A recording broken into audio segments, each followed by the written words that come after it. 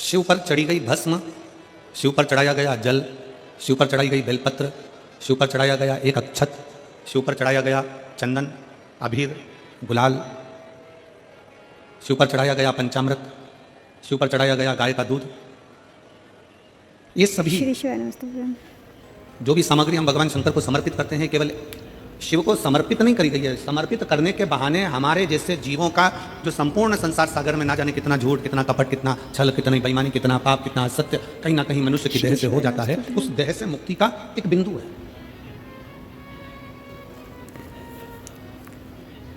और बड़े ध्यान से सुनिएगा, आप अगर शंकर जी को जल चढ़ा रहे हो, एक लोटा जल भगवान शिव को समर्पित कर रहे हो, तो यह ना सोचिए कि शंकर को आपके जल की जरूरत है। उसके ऊपर तो वैसी गंगा है, 24 घंटे बह रही है, उसको तुम्हारे जल की जरूरत नहीं है।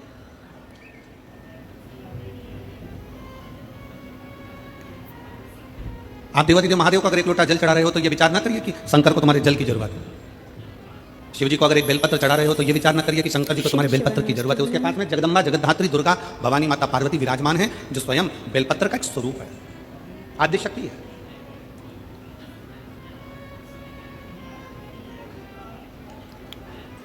भगवान शंकर को अगर दिया लगा रहे हो तो दीपक जला रहे हो, दिया लगा रहे हो तो यह ना सोचिए कि हम भगवान शंकर को दीप लगा रहे हैं। उसको तुम्हारे दीप की जरूरत नहीं है, उसके मस्तक पर चंदा विराजमान है,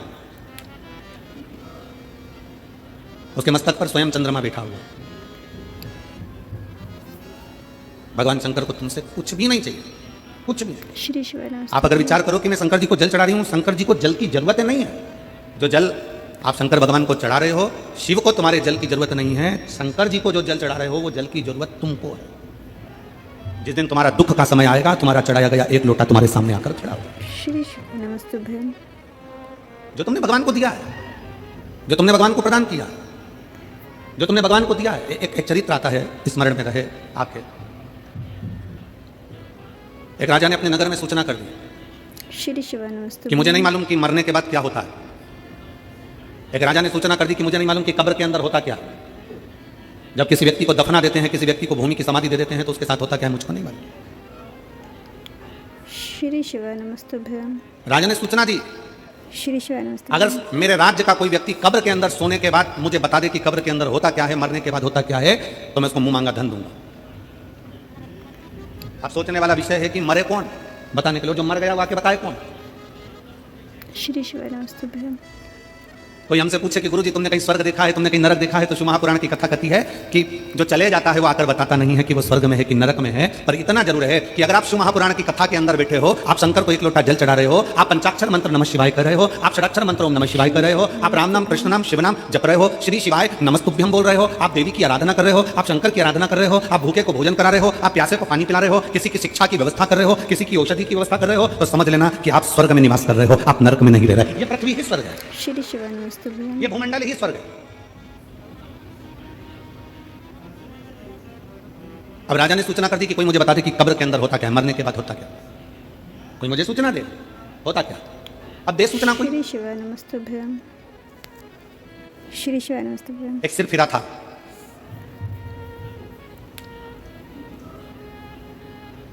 बहुत कंजूस था। उसके मन में आया कि राजा ने सूचना दी है कि कब्र के अंदर होता क्या है, मरने के बाद होता क्या है, बताना। और मुंह मांगा इनाम दिया जाएगा, मुंह मांगा धन दिया जाएगा। ठीक है। उस व्यक्ति ने, कंजूस ने विचार करा कि मैं अगर अंदर कब्र में चले जाऊंगा, सो जाऊंगा, 20-25 मिनट की बात है, राजा ने तो 15 मिनट दिए हैं, मैं 20 मिनट अगर कब्र के अंदर मिट्टी में दब के सो भी जाऊंगा तो आकर बता दूंगा कि क्या होता है। ठीक है। उस व्यक्ति ने राजा के पास जाकर कह दिया कि मैं कब्र के अंदर जाने को तैयार हूं, मैं मरने को तैयार हूं, मैं बताने को तैयार। राजा ने कहा ठीक है, तैयारी करो। कब्र खोदी गई, उस व्यक्ति को लेकर आ रहे थे, पीछे उसके एक भिखारी पड़ गया, भैया थोड़ा सा दान दे दो ना, भैया तुम मरने जा रहे हो, तुम कब्र में सोने जा रहे हो, ए भैया थोड़ा सा दान दे दो ना। भिखारी कहे भैया भिक्षा दे दो ना, भैया मेरे कटोरे में कुछ डाल दो ना, भैया कुछ दे दो ना। अब वो भिखारी तो सोच रहा था कि मैं वापिस आऊंगा और सोने सोने की रकम मिलेगी, बस। अब ये भिखारी और वो कंजूस अलग, इसको क्या दूं। सामने पड़ा था कचरा, पत्तियों के थोड़े थोड़े जो सूखी पत्तियां पड़ी थी, वो पत्तियां उसने उठाई और उसके कटोरे में डाल दी भिखारी के। ले ये ले, तेरे कटोरे में मैंने दे दिया दान, भग यहां से जा, चल जा यहां से। और कटोरे में वो सूखी पत्तियां, पेड़ की सूखी पत्तियां, कचरा उठाकर डाला। भिखारी कचरा लेकर चले गया। इस व्यक्ति के लिए कब्र खोदी गई, उसको अंदर सुलाया गया, उस पर मिट्टियां डाली गई, मिट्टियां डालकर पूरा की पूरा पैक करा गया। अब जितनी जितनी मिट्टी डलती जा रही थी उतना उतना उसका मन घबराते जा रहा था कि तो मरना निश्चित है। अब जीवित रहूंगा ही नहीं तो बताऊंगा कैसे, धन किससे लूंगा, पैसा किससे लूंगा, श्री शिवानंद मेरे तो प्राण ही चले।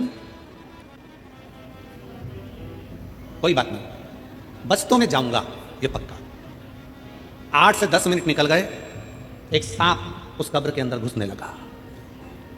उसने मन में विचार करा कि अभी तो मैं बच भी जाता, पर अब तो पूरा ही मरा। सांप कब्र के अंदर आ रहा था और ये घबरा रहा था। इतने में इसने क्या देखा कि उस सांप को पेड़ के सूखे पत्तों ने रोक दिया। श्री शिवानंद इसने देखा उस सांप को कचरे ने रोक दिया। पेड़ के सूखे पत्तों ने, कचरों ने उस सांप को रोका।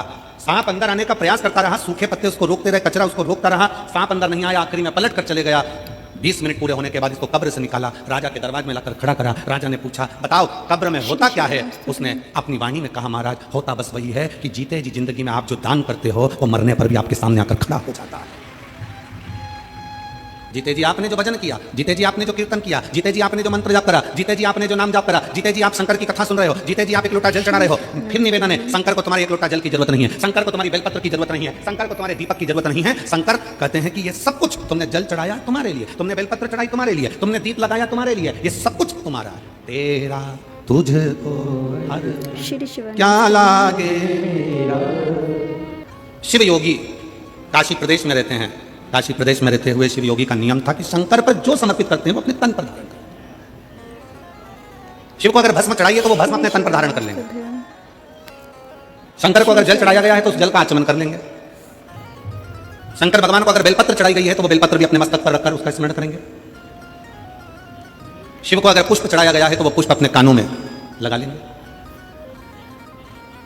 श्री शिवानंद कभी कभी हम तो नहीं जानते, पर आप लोगों ने अगर स्मरण में हो तो हमने भी एक बार दर्शन किया है। आप लोग भी कभी शंकर भगवान के अगर फोटो को निकालोगे,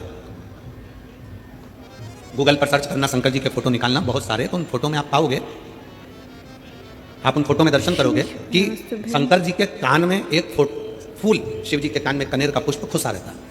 किस किसने देखा है? किसी फोटो में आप लोगों ने दर्शन करा होगा कि शिव जी के कान में एक पुष्प यहां लगा रहता है।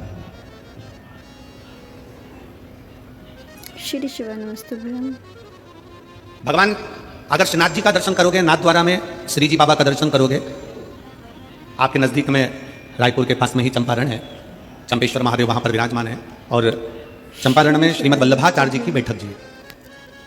श्री शिवानंद जिन्होंने पुष्टि मार्ग को प्रगटाया, ठाकुर जी के चरणों की सेवा सिखाई।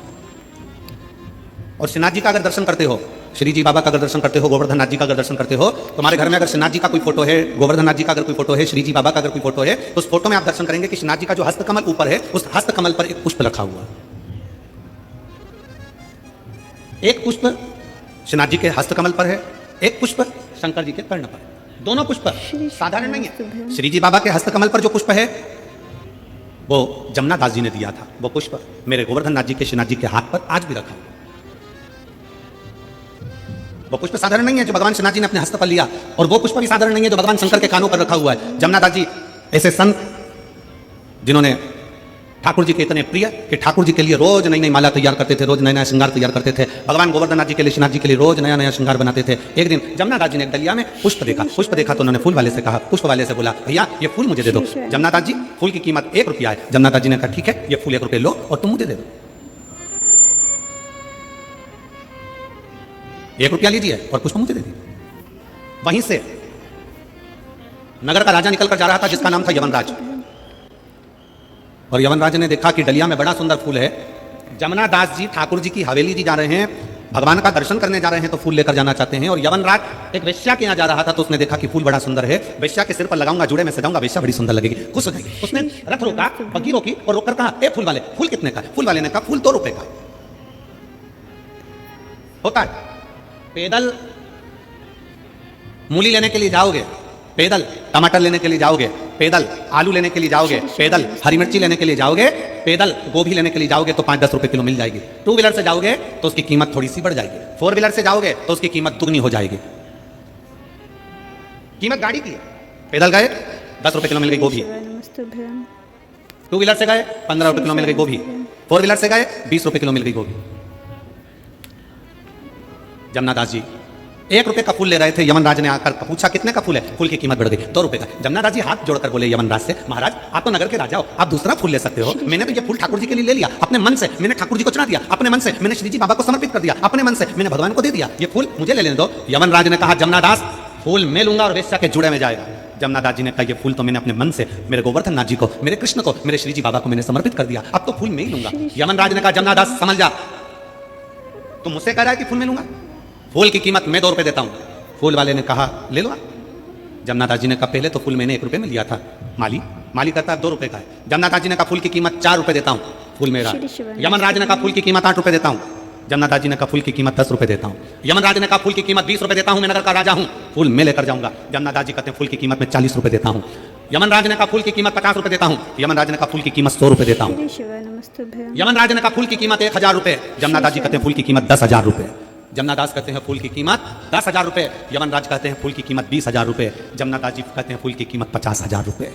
यमनराज 1 लाख रुपए फूल की कीमत बोलने वाले थे, पर यमनराज को लगा 1 लाख में तो 10 बेस्या घर पे ले आऊंगा, फूल को छोड़ो। जमनादास ने अपना मकान बेचा, अपनी जमीन बेची, 50,000 का फूल खरीद कर ठाकुर जी के चरणों में, जैसे ही कृष्ण भगवान के चरणों में पहुंचे, जैसे ही ठाकुर जी के चरणों में पहुंचे और जमनादास ने अपना फूल भगवान के चरणों में रखा, वैसे ही मेरे कृष्ण ने, मेरे गोवर्धन नाथ ने, श्री जी बाबा ने उस पुष्प को उठाकर अपने हस्त कमल पर रख लिया। आज भी जमनादास जी का फूल श्री जी बाबा के हस्त कमल पर आज भी रहता है।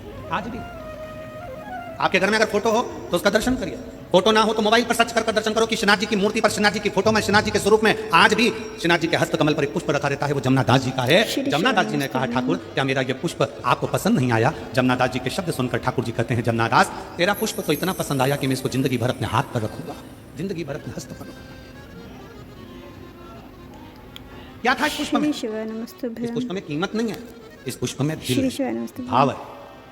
वो तो जमनादास जी थे जो फूल की कीमत बढ़ा दिया।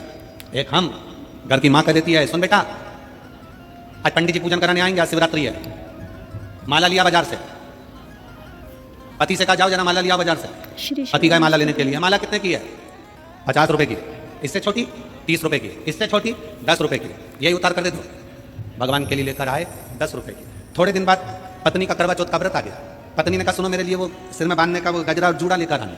पति गया मार्केट में, फूल वाले के यहाँ, ये कितने का है? 40 रुपए का। इससे अच्छा बता 50 का, इससे अच्छा बता 150 का, इससे अच्छा बता 200 का। पत्नी के लिए लेकर आया तो अच्छे से अच्छा लाया, बच्चों के लिए लाया तो अच्छे से अच्छा लाया, और परमात्मा के लिए लाया तो सस्ते से सस्ता लाया। भगवान भी समझ जाते हैं तेरी दृष्टि में मैं हल्का हो गया, मेरी दृष्टि में तू हल्का हो गया, मेरी दृष्टि में तू। भगवान कभी नहीं कहते कि मुझे बहुत सारा धन दो, भगवान कभी नहीं कहते कि मुझे बहुत सारी संपदा दो, भगवान कभी नहीं कहते कि मुझे ढेर सारी पूंजी दो। भगवान तो कहते हैं कि तू दिल से मुझे जो समर्पित कर रहा है वो मेरे लिए नहीं, तू तेरे लिए कर रहा है, तेरे। श्री शिवाय नमस्ते। शिव योगी की कथा कर, काशी प्रदेश में रहने वाला वो शिव योगी भगवान शंकर की भक्ति में झूमता, शिव जी को भस्म का श्रृंगार करता, वो भस्म अपने तन पर धारण कर लेता, शंकर जी को बेलपत्र का श्रृंगार करता, बेलपत्र अपने तन पर धारण कर लेता, भगवान शंकर को जल समर्पित करता, वो जल का आचमन कर लेता। शिव योगी भगवान शंकर को जो समर्पित करता वो शिव का भाव से, भगवान शंकर का औषधि भाव से अपने ऊपर धारण कर लेता। भगवान का चढ़ा भगवान को समर्पित किया गया, कोई साधारण हो सकता है? हमने पहले भी एक बार कथा में कहा था, मेरी जीजियों से निवेदन है, मेरे जीजाओं से निवेदन है, मेरी बेटियों से बेटाओं से निवेदन है, कोई 500 रुपए की साड़ी लेकर आए, कोई 1000 रुपए की साड़ी लेकर आए, कोई 10,000 की साड़ी लेकर आए, तुम 200 रुपए की साड़ी लेकर आओ। श्री शिवाय नमस्ते। और किसी को मत बोलना कि ये साड़ी 200 रुपए की है, किसी को मत बोलो कि साड़ी 200 रुपए की है। वो साड़ी को तुम लाए, सबसे पहले उस साड़ी को उतार कर, उस साड़ी को उस पन्नी में से निकाल कर, उस पॉलिथीन में से निकाल कर, उस साड़ी को बैग में से निकाल कर, सबसे पहले माता पार्वती जी को, जो घर में तुम्हारे देवी हो, कुल देवी हो, कुल देवता हो, शंकर जी का शिवलिंग हो, गणेश जी की मूर्ति हो, ठाकुर जी हो, लड्डू गोपाल हो, जो तुम्हारे घर में, उनको अपनी वो साड़ी लाकर एक बार उन पे चढ़ा दो, उनको छुआ दो। जब वो साड़ी उनको चढ़ा दोगे और वापिस लोगे तो वो क्या बन जाएगा? भगवान का प्रसाद। अब वो साड़ी नहीं रही, अब वो प्रसाद बन जाएगा। चलो एक बात आपसे पूछें, भंडारे में गए हो कभी? अरे जम के तो बोलो जरा, आजकल छत्तीसगढ़ वाले कम बोलते हैं क्या? जम के तो बोलो जरा। भंडारे में गए हो, सब्जी खाई है, वो सब्जी तुम घर में बनाकर खाओगे तो वैसा स्वाद आएगा क्या? नहीं। भंडारे की पूड़ी में, भंडारे की सब्जी में, भंडारे के चावल में, भंडारे के दाल। और हम तो जजमान जी से भी कहेंगे, कमल देवांगन जी से, देवांगन जी यहाँ भी कथा में भंडारा चला रहे हो तो एक निवेदन है, कभी आप भी 7 दिन में एक दिन उसका प्रसाद पाकर देखना, वो शंकर का अमृतमय प्रसाद होता है, वो भंडारा, उसका भाव बड़ा सुंदर। कभी मौका मिले तो एक आध बार गुरु नानक देव जी के गुरुद्वारे में लंगर में जाकर देखना, कभी मौका लग जाए एक बार गुरु नानक देव जी का कहीं गुरुद्वारा हो और उस गुरुद्वारा का लंगर का प्रसाद चख कर देखना, उस प्रसाद की महत्वता को जानोगे कि लंगर जो हम चखते हैं उसका क्या है। कभी मौका लग जाए किसी सदगुरु के दरवाजे पर जाकर उस प्रसाद को पाकर देखिए। कभी मौका लग जाए तो कुबेरेश्वर धाम पर आकर जो खिचड़ी बाबा की मिलती है उस खिचड़ी का प्रसाद पाकर देखिए। कभी मौका लग जाए तो किसी संत साधु गुरु जन तपस्वी जन साधक उपासक के यहाँ जाकर उस तप बल से पकी हुई प्रसाद को खाइए, उसका स्वाद। श्री शिवानस्तुभ्यम। साड़ी वही है, 200 रुपए की साड़ी है, किसी को मत बताओ कि 200 की है, बस उसको ले जाके भगवान को चढ़ा दो, प्रसाद बन जाएगी। अब वो प्रसाद बन गई तो वो कीमत वाली हो गई, वो प्रसाद बन गई तो उसमें स्वाद आ गया, वो प्रसाद बन गई तो भगवान का स्वाद हो गया। नमस्तुभ्यम।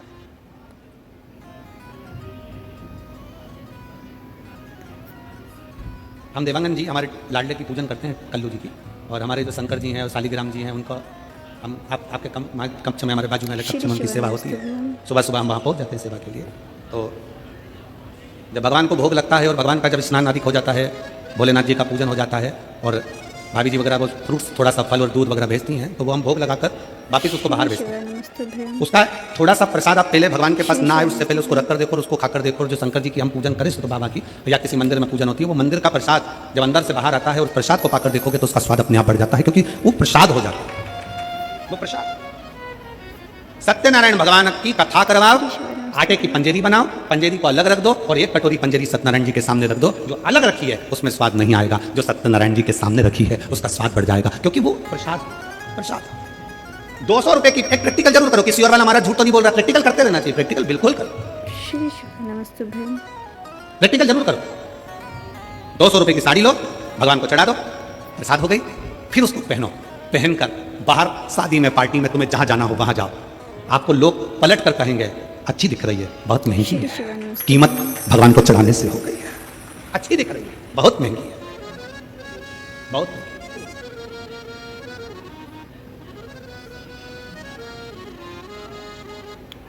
और तेरा ही दिया मैंने खाया पिया है, तेरा शुक्रिया है, तेरा शुक्रिया है, मुझे भोले बाबा ने बहुत दे दिया है, तेरा शुक्रिया है, तेरा शुक्रिया है, तेरा शुक्रिया है, तेरा शुक्रिया है।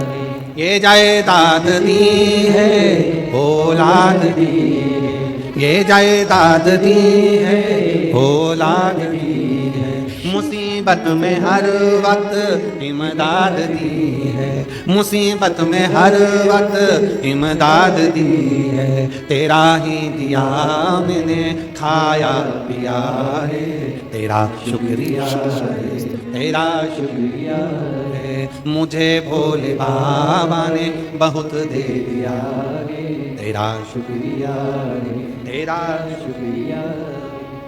एक साधारण से साधारण वस्तु की भी कीमत है अगर शंकर को समर्पित हो गई।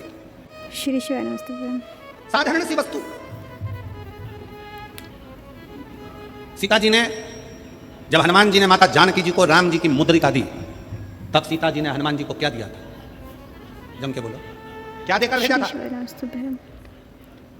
अरे बोलो तो, क्या देकर भेजा? हनुमान जी ने तो माता जानकी जी को मुद्रिका दी थी, अंगूठी दी थी।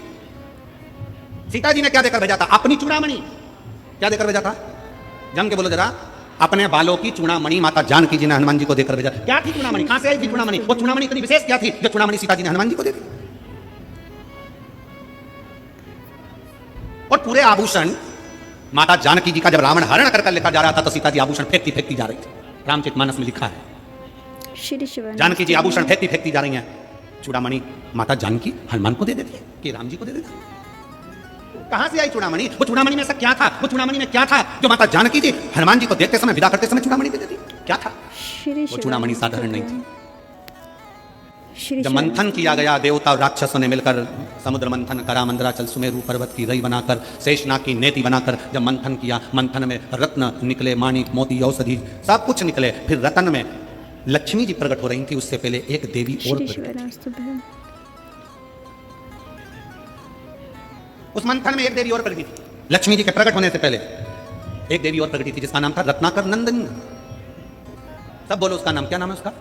रत्नाकर नंदनी। जम के बोलो जरा। लक्ष्मी जी के प्रकट होने से पहले मंथन में एक देवी और प्रकटी थी जिसका नाम था रत्नाकर नंदनी। रत्नाकर नंदनी जैसे ही प्रकट हुई, उसने भगवान विष्णु का दर्शन किया तो उसके मन में आ गया कि मैं इनको पति बनाऊंगी। तुरंत उसके मन में भाव जागृत हो गया, मैं नारायण को अपना पति बनाऊंगी, मैं नारायण को अपना पति बनाऊंगी। और पति बनाने के लिए माला तैयार करने के लिए, फूल ढूंढने के लिए चली, पुष्प ढूंढने के लिए। और रत्नाकर नंदनी जब फूल ढूंढने के लिए गई, इतनी देर में मंथन में प्रकट हो गई माता महालक्ष्मी। श्री शिवाय नमस्तुभ्यम। अम्मा महालक्ष्मी जब प्रकट हुई तो उनके हाथ में पुष्प की माला थी। भगवान नारायण को जैसे ही लक्ष्मी जी ने देखा, आगे बढ़कर माता लक्ष्मी ने वो नारायण के गले में माला पहना दी। और जैसे ही माला पहनाई, भगवान विष्णु को लक्ष्मी जी ने वर लिया। पूरे देवताओं के पास सूचना पहुंच गई कि माता लक्ष्मी जी ने भगवान विष्णु को वर लिया है, उनका विवाह होना है। समुद्र देवता कन्या दान करेंगे, लक्ष्मी जी का मंगल विवाह होगा। विवाह की तैयारी होने लगी, देवताओं का आगमन हो गया। भगवान शंकर पार्वती भी वहां आ गए जहां पर लक्ष्मी और नारायण का विवाह हो रहा है।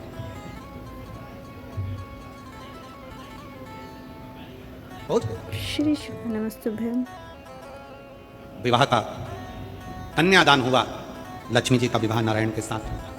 इतनी देर में रत्नाकर नंदनी आ गई, माला बनाकर, माला लेकर, पुष्प लेकर। स्वामी भगवान विष्णु को देखा तो भगवान विष्णु के पास में तो लक्ष्मी खड़ी थी, दोनों की वरमाला हो चुकी थी, भावर हो चुकी थी, दोनों का विवाह हो चुका था। रत्नाकर नंदनी की आंख में से जल नैनों से जल बह रहा था। भगवान नारायण ने बुलाया, हे रत्नाकर नंदनी इधर आओ। रत्नाकर नंदनी आई। प्रभु मैं आपको वरना चाहती थी, मैं आपको अपना बनाना चाहती थी। भगवान कहते हैं रत्नाकर नंदनी, मेरा विवाह लक्ष्मी जी से हो गया है, तुम मुझे वरना चाहती थी, मैं जान गया था तेरे मन की दशा को, पर तो चिंता मत कर। कलिकाल में जब मेरा कल की अवतार होगा, तब मैं तुझे अपनी अर्धांगिनी मैं तुझे अर्धांगिनी बनाऊंगा। तब तक तू त्रिकूट में, त्रिकूट पर्वत तक माँ वैष्णो देवी के नाम से विख्यात होकर विराजमान होगी। तेरे में 3 देवियों की शक्तियां तेरे साथ होगी, वहां बैठे। राम अवतार में मैं स्वयं तुझे दर्शन देने के लिए आऊंगा। श्री शिवाय नमस्तुभ्यम। जब जब मृत्यु लोक पर आऊंगा, तब तक तुझे मैं दर्शन दूंगा। रत्नाकर नंदनी तुम जा सकते। रत्नाकर नंदनी ने भगवान नारायण से कहा कि तुम्हारा विवाह हुआ है, शादी में अगर कोई आता है तो उसको विदाई दी जाती है। शिव महापुराण की कथा में अगर कोई आता है तो उसको जजमान विदाई नहीं देता। शिव महापुराण की कथा में अगर कोई आता है तो भगवान शंकर उसको आखिरी दिन विदाई देकर भेजते हैं। इसीलिए शिव महापुराण का 6ठा दिन शिवरात्रि मानी जाती है और 7वें दिन विदाई मानी जाती है। तो भगवान शंकर उसकी झोली में खुशियां देकर भेजते हैं। श्रेष्ठता।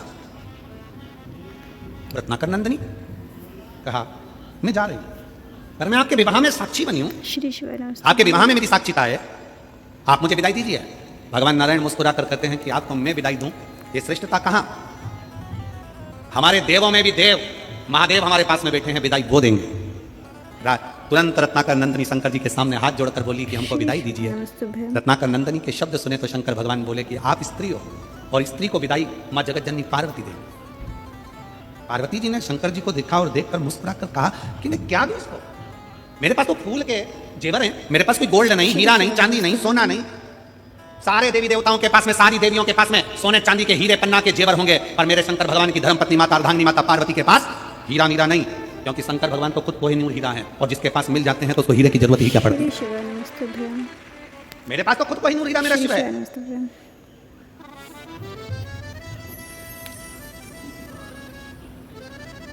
इसीलिए वो कहते हैं ना, जो नाम शिव का लेवे भोले जी दर्शन देवे, भोलेनाथ ब्यूटीफुल।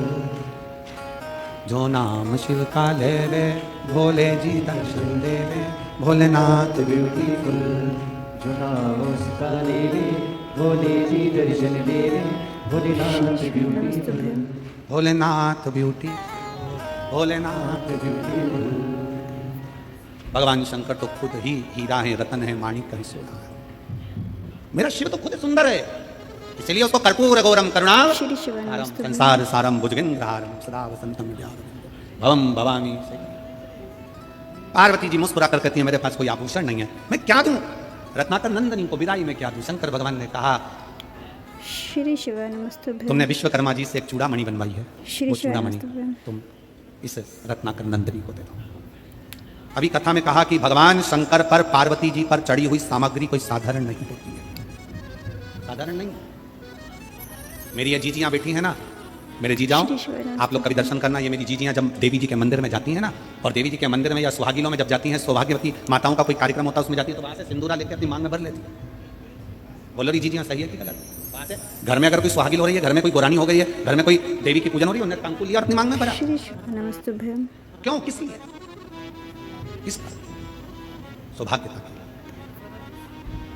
पार्वती, जो चूड़ामणि तुमने विश्वकर्मा जी से बनवाई थी अपने केशों में लगाने के लिए,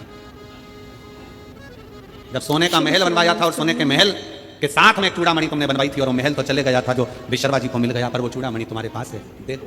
पार्वती जी मुस्कुराकर कहती हैं, स्वामी, बालों से चूड़ामणि निकाली और दे दी रत्नाकर नंदनी को। श्री शिव रत्नाकर नंदनी से नमस्तुभ्यम। पार्वती जी ने कहा, सुनो रत्नाकर श्री नंदनी, शिव नमस्तुभ्यम। ये वो चूड़ामणि है जो मेरे स्वामी से कहकर मैंने बनवाई थी, और मेरे स्वामी ने मुझे वर दिया था कि यह चूड़ामणि जिस स्त्री के जुड़े में रहेगी और वो स्त्री जिस नगर में रहेगी, ये चूड़ामणि जिस स्त्री के जुड़े में रहेगी और वो चूड़ामणि जिस नगर में रहेगी, श्री शिव वहां का नमस्तुभ्यम। राजा कभी हार नहीं सकता, उसे कोई मार नहीं सकता। वहां का राजा कभी हार नहीं सकता, उसे कोई मार नहीं सकता। चूड़ामणि रत्नाकर नंदनी को दे दी, रत्नाकर नंदनी चूड़ामणि ली और लक्ष्मी जी को दे दी। लक्ष्मी जी की चूड़ामणि आई, कितनी देर में इंद्र की पत्नी इंद्राणी का दिल उस चूड़ामणि पर आ गया। इंद्राणी ने इंद्र से कहा, ये चूड़ामणि मुझको चाहिए। इंद्र ने विवाह की विदाई में कि नारायण भगवान आपकी शादी हुई है, मेरी विदाई में कुछ दोगे नहीं, क्या चाहिए? वो चूड़ामणि जो लक्ष्मी जी के जुड़े में सजी है, वो चूड़ामणि इंद्र ने लेकर इंद्राणी को दे दी। अब इंद्राणी के जुड़े में वो चूड़ामणि थी। एक संभासुर नाम का एक असुर हो गया जो देवताओं को परेशान करने लगा, तो दशरथ जी को युद्ध करने के लिए बुलाया। दशरथ जी को युद्ध करने के लिए बुलाया। उस समय पर दशरथ जी का विवाह माता केकई से हुआ था। केकई इतनी बड़ी वीर थी, रथ को हाँकने वाली और शस्त्र चलाने वाली माता केकई थी, और केकई युद्ध के मैदान में आई। संभासुर का वध हुआ। जब संभासुर का वध हुआ तो इंद्र ने दशरथ जी को विदाई में 2 हंस और 2 पंख दिए, और इंद्राणी ने पूछा, आपको क्या दूं? तो इंद्र ने कहा, एक काम करो, केकई को आपके चूड़े की चूड़ामणि दे दो। केकई को वो चूड़ामणि दे दी गई। केकई के मस्तक पर वो चूड़ामणि आई। केकई ने विचार करा, ये चूड़ामणि का मैं क्या करूंगी? मेरे पास तो दशरथ जी हैं, ये चूड़ामणि मैं सुमित्रा जी को दे देती हूँ। सुमित्रा को चूड़ामणि दे दी। राम जी का विवाह हुआ, सीता विवाह कर आई, मुंह दिखाई में सुमित्रा जी ने वो चूड़ामणि सीता जी को दे दी। वो चूड़ामणि सीता के पास। मां जानकी के मस्तक में वो चूड़ामणि आ गई। बलकल वस्त्र पहने, थोड़े से आभूषण पहनी हुई माता जानकी चली। वन में जाने पर जब उनके वस्त्र, उनके आभूषणों को फेंका गया, चूड़ामणि उनके मस्तक पर रह गई, लंका में चली गई। हरण होकर जब लंका में पहुंची, हनुमान जी मुद्रिका लेकर आए, तब सीता जी को ध्यान आया कि ये वो चूड़ामणि है जो दशरथ जी ने कहा था, सुमित्रा जी ने कही थी, ये चूड़ामणि जिसके जुड़े में रहेगी और वो जुड़े में लगी हुई स्त्री जिस नगर में रहेगी, वहां का राजा कभी मर नहीं सकता और वहां का राजा कभी हार नहीं सकता। अगर ये चूड़ामणि लंका में रह गई तो मेरे राम इस रावण को नहीं मार सकते। इसलिए हनुमान जी के आते से सबसे पहला काम करा, चूड़ामणि को लेकर भेज दिया। फिर लंकापति मरा है, फिर लंका। अब जरा विचार करिएगा, शंकर जी की अर्धांगिनी माता पार्वती शिव और शक्ति दोनों पर चढ़ी हुई एक वस्तु, जरा सी बेलपत्र शंकर जी पे चढ़ी हुई खा लेते हैं, औषधि मुक्त हो जाते हैं। जरा सा चढ़ा हुआ जल हम पी लेते हैं, औषधि के रूप में लेकर हम रोग मुक्त हो जाते हैं। केवल बाल में लगी हुई चूड़ामणि भी, माता पार्वती के मस्तक की वो चूड़ामणि भी इतना फल दे जाती है कि नगर के राजा को बचा लेती है। नगर के राजा। श्री शिव नमस्तुभ्यम। क्या करती है शिव महापुराण की कथा? शिव महापुराण की कथा क्या करती है? और अभी वो लोग कहेंगे वो 31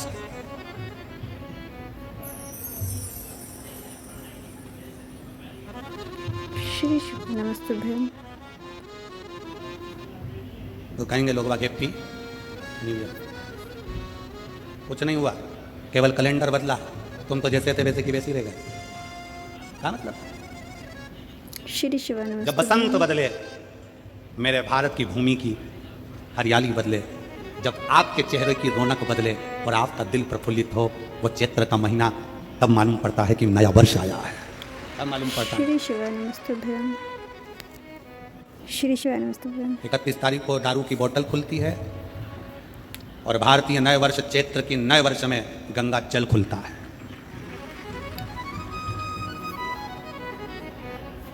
अंग्रेजी नए वर्ष 31 को लोग श्री शिव नमस्तुभ्यम। पी पी के गटर में मिलते हैं, और चैत्रीय नव वर्ष में, सनातनी नव वर्ष में लोग मंदिर और शिवालय में मिलते हैं।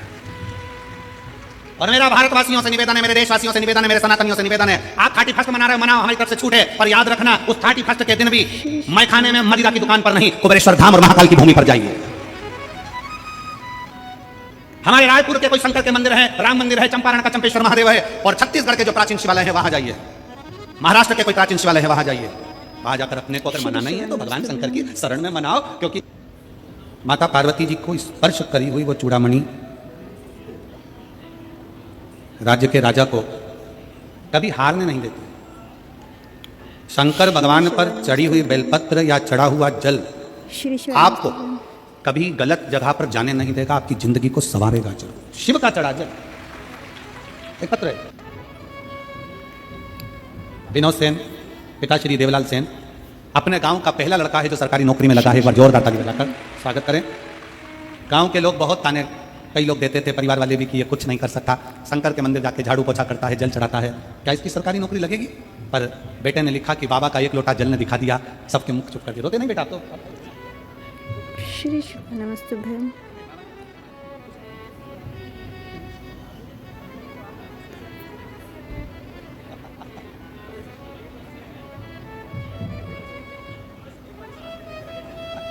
बेटा कह रहा है श्री शिव नमस्तुभ्यं। कभी मैंने कोचिंग नहीं करी, आपको गुरु मानकर श्री शिवाय नमस्तुभ्यं बोल पढ़ता रहा। आप कहते हो मेहनत 4 गुनी करो, मैंने मेहनत को 4 गुना कर लिया और बिना कोचिंग के आज सरकारी नौकरी में बाबा की कृपा से विद्युत विभाग के असिस्टेंट इंजीनियर के पद पर मैं नियुक्त हो गया। मैं श्री बाबा शिव नमस्तुभ्यं। श्री शिव नमस्तुभ्यं। इसके ऑफिस का ये सबसे कम उम्र का सबसे बड़ा अधिकारी है। एक बार जोरदार ताली बजा। बहुत एक माता पिता एक मम्मी पापा को देना, ठीक है? सब मिलकर बधाई आपको। श्री शिव नमस्तुभ्यं। और रिश्ता तेरा मेरा सबसे प्यारा, रिश्ता तेरा मेरा सबसे प्यारा, तू मेरा बाबा मैं हूँ तेरा लाला, मैं हूँ तेरा लाला, तू 4 साल का बच्चा जिसे डॉक्टर ने कह दिया था बचपन से ये बोल नहीं पाएगा तालू के कारण, पर उसकी वाणी देवाधिदेव महादेव ने दी है। 1 साल तक लगातार शिव जी पे चढ़ा हुआ पानी उस बच्चे को पिलाना प्रारंभ करा और बोलना प्रारंभ करा। एक बार जोरदार ताली बजा। श्री शिव नमस्तुभ्यं। शिव तक तू मेरा बाबा मैं हूँ तेरा लाला, मैं हूँ तेरा लाला, तू मेरा बाबा मैं हूँ तेरा लाला, मैं हूँ तेरा लाला। श्री शिव लाखों की संख्या में आप लोग पहुंचे हैं, पंडालों में जगह नहीं है, दिल से आप कथा श्रवण कर रहे हैं, हृदय से सुन रहे हैं, और ये हमारा विश्वास करता है, मेरा शंकर की भक्ति करती है और मेरा विश्वास करता है कि मेरा भोलेनाथ आपकी भी झोलियां खुशियों से जरूर भरेगा और खाली नहीं भेजेगा। ये बोल बम का नारा है, जरा जम के दोनों हाथ उठाकर बोल बम का नारा है, सारी समस्या का हल। ये विश्वास करता है, खाली नहीं जाओगे, भरोसा। आप शिव को, शिव का दरवाजा श्री मत, शिव शंकर नमस्तुभ्यं। की शरणागति मत छोड़ो, शिव की चौखट मत छोड़ो, शंकर की भक्ति मत छोड़ो। शिव कथा कर, महापुराण वर्णन कर रही है। एक 200 रुपए की साड़ी भी अगर भगवान शंकर को, देवता को चढ़ाकर प्रसाद समझकर हम पहन रहे हैं, उसकी श्री शिव कीमत है। नमस्तुभ्यं। शिव योगी काशी प्रदेश में रहने वाले एक सन्यासी, एक तपस्वी, एक साधक शंकर को चढ़ी हुई भस्म अपने तन पर धारण कर कर तन पर धारण कर कर शंकर की चढ़ी हुई भस्म को अपने तन पर लगा। श्री शिव नमस्तुभ्यं। तन- श्री शिव नमस्तुभ्यं। हमने आपको एक बात कही थी कि अपने घर के दरवाजे पर श्री शिवाय नमस्तुभ्यम लिख दो। अपने घर के दरवाजे पर श्री शिवाय नमस्तुभ्यम लगा दो, चिपका दो। गाड़ी हो, घोड़ा हो, जो है आपके घर में, बाइक है, 4 व्हीलर है, ट्राली है, ट्रैक्टर है, सब पर लगा। उसका फल क्या मिल सकता है? उसका फल क्या प्राप्त हो सकता है? शिव योगी ने जब तक करा साधना करी, इतना तेज शिव योगी के शरीर पर था, इतना तेज। एक असुर, एक राक्षस, ब्रह्म राक्षस निकल कर जा रहा था। उस ब्रह्म राक्षस ने शिव योगी को देखा। नमस्तुभ्यं। ब्रह्म राक्षस ने शिव योगी को देखा, जो शिव योगी भगवान शंकर की भक्ति में डूबा हुआ है, शंकर की आराधना में लगा है, शिव के स्मरण में लगा हुआ है। उस ब्रह्म राक्षस ने शिव योगी को देखा और श्री शिव नमस्तुभ्यं। शिव योगी को देखकर ब्रह्म राक्षस उसको खाने के लिए उसके पास में गया। पर ब्रह्म राक्षस को यह नहीं मालूम था कि जो शिव योगी तब साधना में लगा है, वो भगवान शंकर की भस्म को चढ़ाकर अपने तन पर धारण करता है। श्री शिव नमस्तुभ्यं। उसको यह नहीं मालूम था कि शिव योगी भगवान शंकर पर चढ़े हुए जल का आचमन करता है, जल पीता है। उसको यह नहीं मालूम था कि शिव योगी भगवान शंकर पर चढ़ी हुई बेलपत्र का पान कर मस्तक पर उसका स्पर्श करता है। कल कथा में कहा था कि शंकर भगवान पर चढ़ा हुआ जल जब हम अपने ऊपर छींटते हैं, वो जल हमारे शरीर पर ही सूख जाता है और वो जल लगा हुआ शरीर जहां जाता है वो अपना कार्य सफल कर कर ही आता है, सफल कर कर। शिव महापुराण में श्री शिव नमस्तुभ्यं। एक रावण संहिता के अंतर्गत 4 तिलक का वर्णन आता है। थोड़ा सावधानी से सुनिएगा। 4 तिलक का वर्णन रावण संहिता के अंतर्गत आता है। श्री शिव और नमस्तुभ्यं। अथर्ववेद में भी कुछ वृक्षों की फल पत्ती का वर्णन आता है, उसका भी स्मरण इस कथा के माध्यम से। पहले नंबर का तिलक होता है सफेद आंकड़े की जड़ का तिलक। श्री शिवाय नमस्तुभ्यम। सफेद आंकड़े श्री की जड़ का शिवाय तिलक। नमस्तुभ्यम। सफेद आंकड़े की जड़ देखिए, आप लोगों ने सफेद आंकड़े का पुष्प देखा है। हम आस्था चैनल वालों से भी निवेदन करेंगे कि कथा में जिस जिस तिलक का वर्णन किया जाए उसके पौधे का दर्शन भी कराएं, जिससे लोगों को मार्गदर्शन मिले कि कौन सा पौधा बोला जा रहा है। सफेद आंकड़े की जड़ का तिलक। श्री शिवाय नमस्तुभ्यम। और यही सफेद आंकड़े की जो जड़ होती है संतान प्राप्ति के लिए तुम्रुकेश्वर का नाम लेकर कमर में लाल धागे में बांधा जाता है, जैसा आप लोग पहले कथाओं के माध्यम से श्रवण कर चुके हैं। एक होता है पहले नंबर पर सफेद आंकड़े की जड़ का तिलक। ये क्या काम आता है और किस लिए लगाया जाता है? तो शिव महापुराण की कथा कहती है, जिस दिन श्री शिवाय नमस्तुभ्यम। आपको लगे कि मुझे इस कार्य के लिए जाना है और ये मेरा कार्य सफल होना चाहिए, ये कार्य मेरा रुक रहा है, इस कार्य में बांधा आ रही है, ये कार्य मेरा अटक रहा है, उस दिन सफेद आंकड़े की जड़ को थोड़ा सा घिसकर और घिसने के बाद उसको अष्ट विनायक में से किसी भी एक विनायक श्री गणेश जी का नाम लेकर अपने मस्तक पर थोड़ा सा तिलक उस सफेद आंकड़े की जड़ का लगाकर चले जाइए। वो कार्य आपका सफल होकर ही रहेगा, भले 8 दिन लग जाएं, 10 दिन लग जाएं, पर सफलता उस कार्य में मिलती जरूर। पहले नंबर पर आता है सफेद आंकड़े की जड़ का तिलक। दूसरे नंबर पर श्री शिवाय नमस्तुभ्यम। अपामार्ग की बीज का श्री शिवाय तिलक। नमस्तुभ्यम। अपामार्ग एक पौधा होता है, आप लोग टीवी पर उसका दर्शन कर रहे होंगे, एलईडी पर आप देख रहे होंगे। अपामार्ग की जड़ का अर्थात अपामार्ग का जो पौधा होता है उसका जो बीज होता है, जैसे आप ऊपर लगा हुआ देख रहे हैं, इसमें बीज लग रहा है, पौधे को आप लोग देख रहे होंगे टीवी पर, एलईडी पर, एलईडी भी चल रही है, एलईडी पर भी देख रहे होंगे कि ये अपामार्ग का जो पौधा होता है ये आपको आपके घर के आसपास में कहीं पर भी मिल जाएगा, जंगल में मिल जाएगा, आपके घर के पास लगा हुआ मिल जाएगा, ये हर कहीं लग जाता है। अपामार्ग का जो पौधा होता है, इसका जो बीज होता है, इसका जो फल होता है, फल में जो बीज होता है, इस बीज को सुखा लिया जाता है, सुखाकर इसको पीस लिया जाता है और पीसकर इसको श्री शिवाय जहां पर भगवान शंकर का शिवलिंग है, शिवलिंग का जल बहकर जहां से नीचे गिरता है, उसको समझ लें थोड़ा सा, आप लोग ध्यान में आ जाएगा आप लोगों के।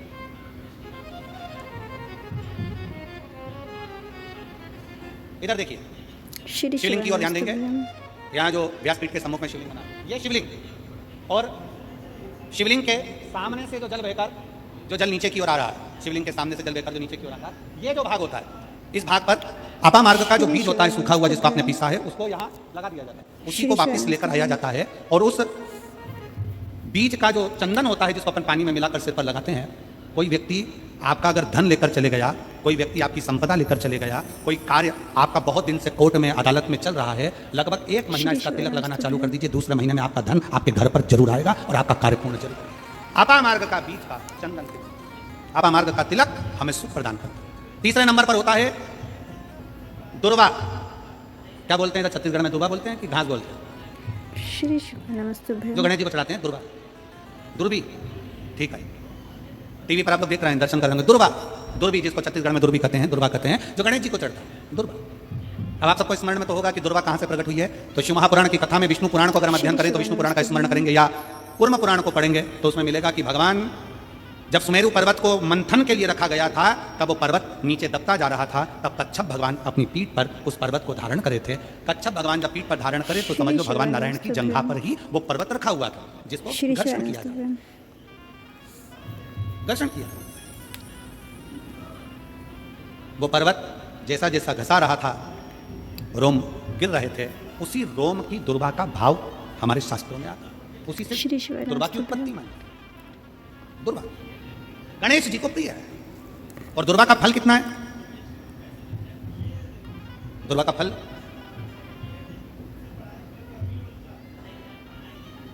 जब एक असुर ने उत्पात मचाया और गणेश जी के पास सूचना गई तो गणेश जी ने उस असुर को निगल लिया।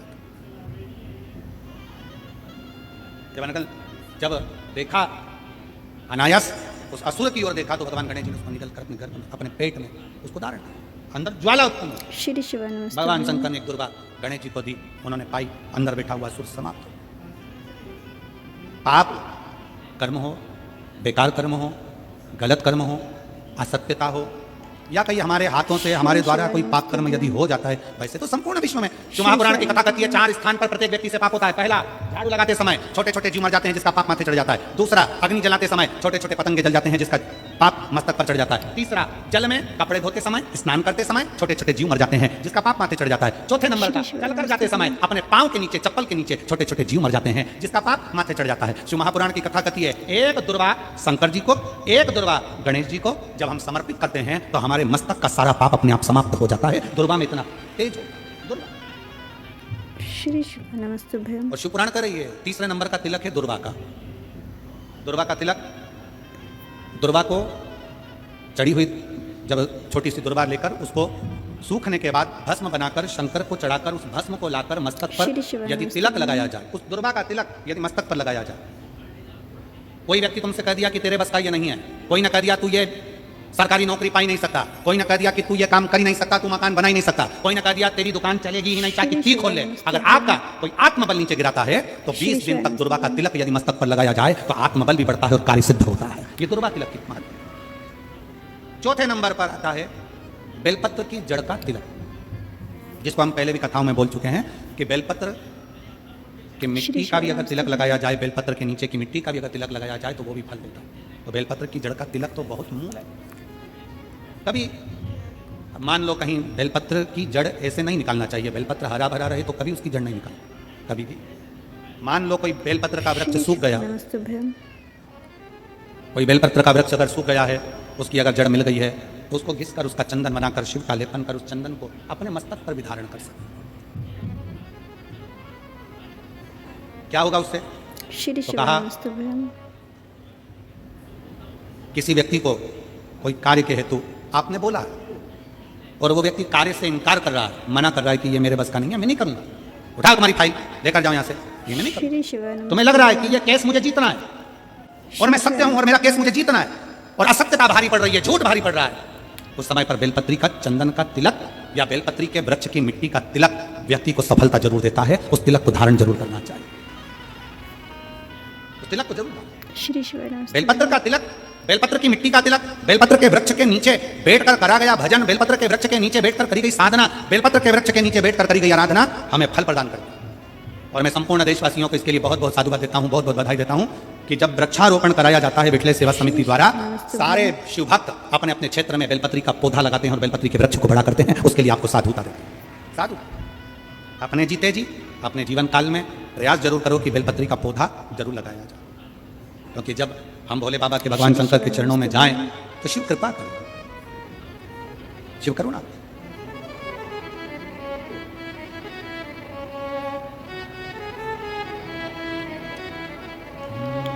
श्री और शिवाय काहे की नैया बनी कौन भैया।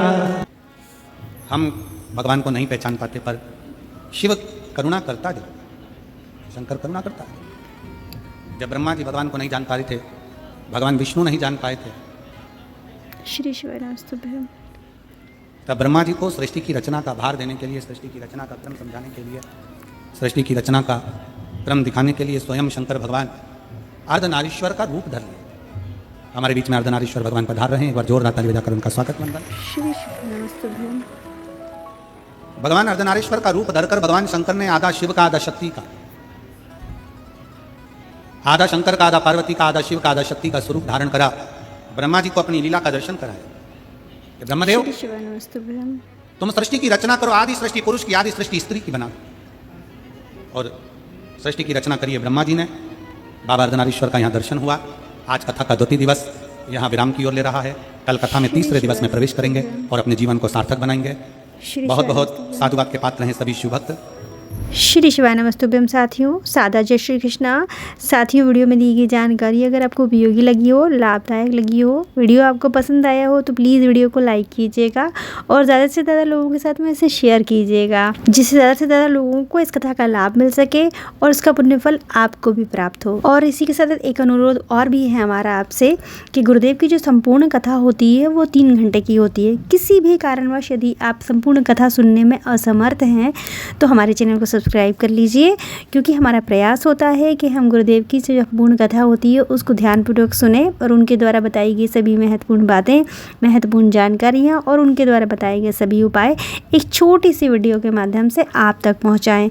वैसे तो आपको गुरुदेव की संपूर्ण कथा ही श्रवण करना चाहिए, लेकिन किसी भी कारणवश नहीं कर पाते हैं तो चैनल को सब्सक्राइब कर लीजिए अगर आपको इस टाइप की वीडियो देखना पसंद है तो। और इसी के साथ एक जानकारी और देना चाहेंगे हम आपको कि हम गुरुदेव द्वारा बताए गए शिव महापुराण के उपाय आपको करके दिखाते हैं। तो आपको ये वीडियो पसंद आए तो प्लीज़ वीडियो को लाइक करके चैनल को सब्सक्राइब कर लीजिएगा और बेल आइकन को हिट कर लीजिएगा, जिससे आने वाली वीडियो की जो नोटिफिकेशन है उस आपको सबसे पहले मिल सके और उसका लाभ आप उठा पाएँ, वीडियो स्किप ना हो। और हमारे मोटिवेशन के लिए प्लीज़ चैनल को लाइक कीजिएगा और मिलते हैं अगली कथा के साथ। तब तक के लिए अपना और अपनों का ख्याल रखिए। सादा जय श्री कृष्णा, श्री शिवाय नमस्तुभ्यम। सभी शिव भक्तों को मेरा प्रणाम। हर हर महादेव। गुरुदेव के चरणों में शत शत नमन।